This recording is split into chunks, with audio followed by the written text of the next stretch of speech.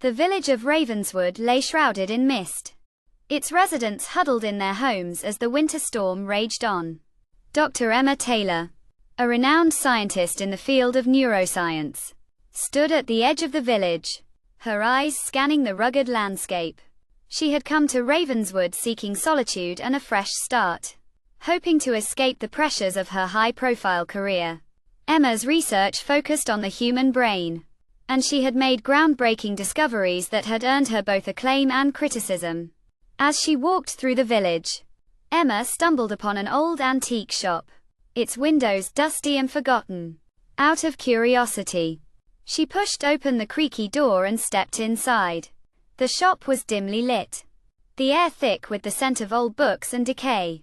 Emma's eyes wandered over the shelves, taking in the assortment of peculiar items on display. Amidst the clutter, a faded photograph caught her attention. It depicted a group of people standing in front of a large, ominous-looking door. Emma recognized the door as the entrance to the abandoned research facility on the outskirts of the village. Intrigued, Emma purchased the photograph and took it back to her small cottage on the outskirts of the village. As she studied the image, she noticed a figure standing at the edge of the group, a woman with piercing green eyes, who seemed to be staring directly at her. Emma felt a shiver run down her spine as she realized that the woman bore an uncanny resemblance to her. She couldn't shake off the feeling that the photograph was trying to tell her something.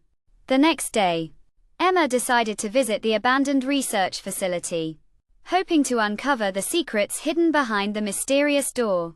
As she approached the entrance, she felt a sense of trepidation. The door creaked open, revealing a dimly lit corridor that seemed to stretch on forever. Emma's heart racing, she stepped inside, her eyes adjusting to the darkness. Suddenly, she heard footsteps echoing through the corridor, growing louder with each passing moment. Emma spun around, but there was no one in sight.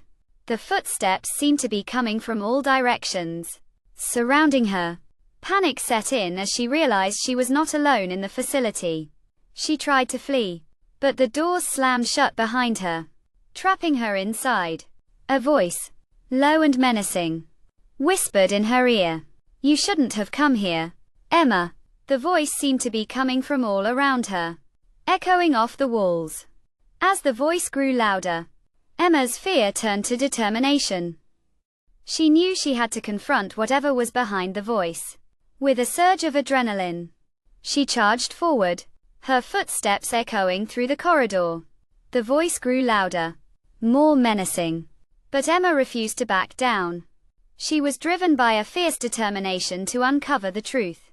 Suddenly, the corridor opened up into a large laboratory, filled with rows of computers and medical equipment. In the center of the room, Emma saw a figure standing in front of a large, cylindrical device. The figure turned to face her, and Emma's heart skipped a beat as she saw the woman from the photograph standing before her. The woman's eyes locked onto Emma's, and she smiled, a cold, calculating smile. "You're just in time, Emma," the woman said, her voice dripping with malice. "We've been waiting for you. You see, this device can manipulate the human brain, bending it to our will. And you, Emma, are the key to unlocking its true potential." Emma's eyes widened in horror as the woman reached out and grasped her arm, pulling her toward the device. As Emma struggled to break free, the woman's grip tightened, her eyes blazing with an otherworldly intensity. Emma knew she was fighting for her life, but she also knew that she couldn't defeat the woman alone. She needed help, and she needed it fast, just as the woman was about to drag her into the device. Emma heard footsteps echoing through the corridor, growing louder with each passing moment. The woman's eyes flickered toward the door, and for a moment, her grip on Emma's arm relaxed.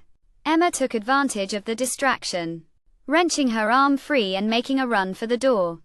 As she emerged into the bright sunlight, she saw a figure standing before her, a figure she had thought was long gone. It was her old friend and colleague, Dr. Ryan Mitchell, who had been presumed dead after a tragic accident in the lab. Ryan's eyes locked onto Emma's. And he smiled. A warm, reassuring smile. "I've been searching for you, Emma," he said, his voice filled with concern. "I knew you were in danger." Together, they turned to face the facility. The woman's voice echoing through the corridors, growing fainter with each passing moment. Emma knew that she had found an ally. But she also knew that the battle was far from over. As they walked away from the facility, Emma couldn't shake off the feeling that the woman's eyes were still watching her, waiting for her next move.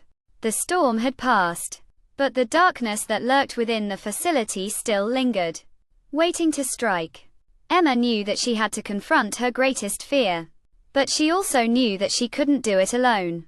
With Ryan by her side, she felt a sense of hope.